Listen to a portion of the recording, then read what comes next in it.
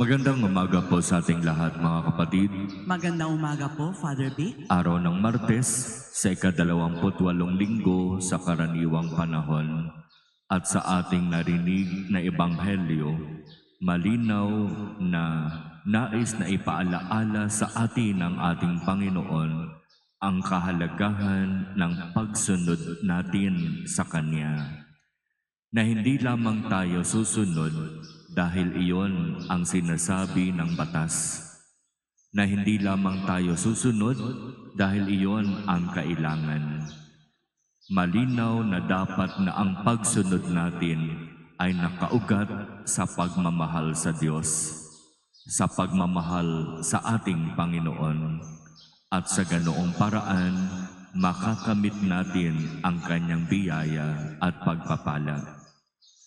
Inaalaala po natin ngayon sa araw na ito ang kapistahan ni Santa Teresa de Avila, isang Carmelite nun at itinuturing din siyang mystic o yung tipong dahil sa tindi ng kanyang pagmamahal, dahil sa tindi ng kanyang pananalangin kay Jesus, sinasabi na nakakausap niya si Jesus sa kanyang pananalangin.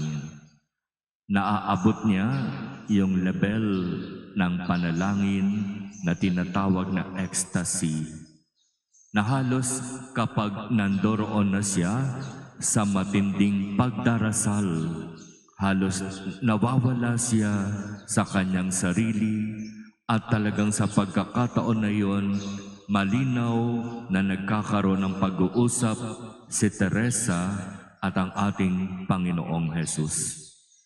At nangyayari ito ng maraming beses sa Kanya.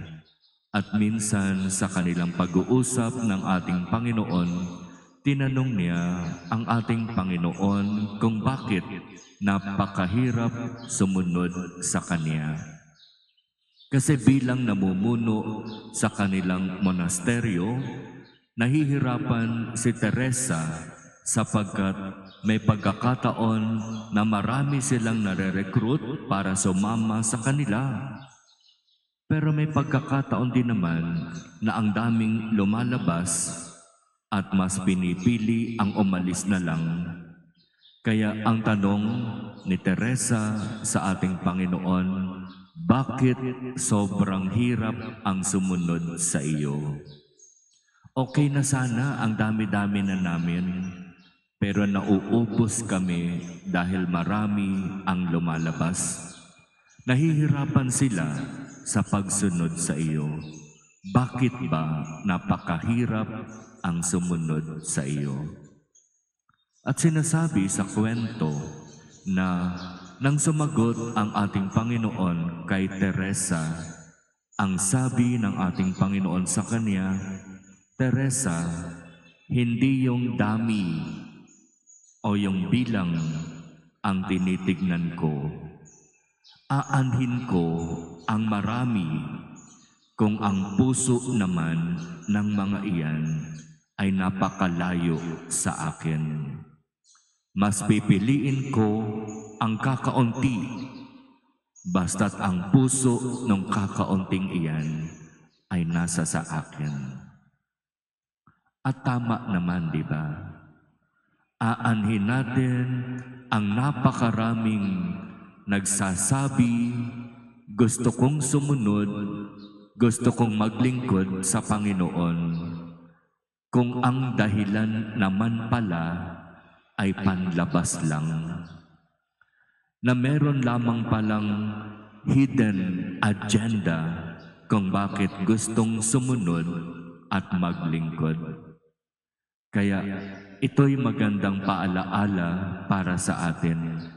Sa pagsunod at sa pagsisikap na maglingkod sa ating Panginoon, ang tinitignan niya ay ang laman ng ating puso.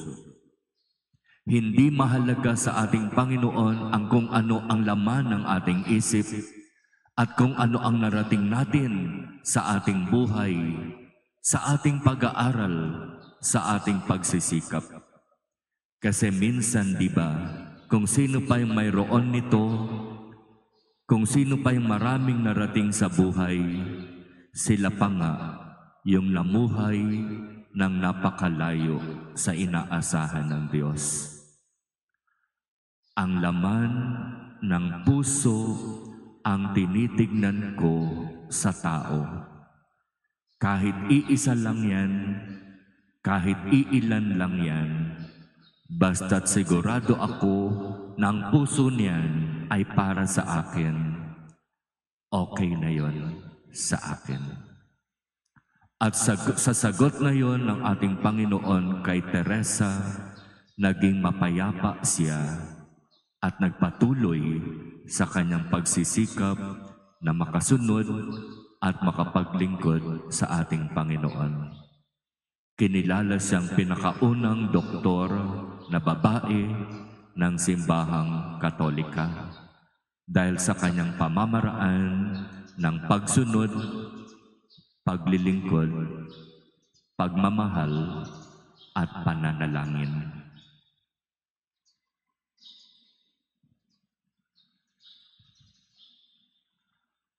Amen.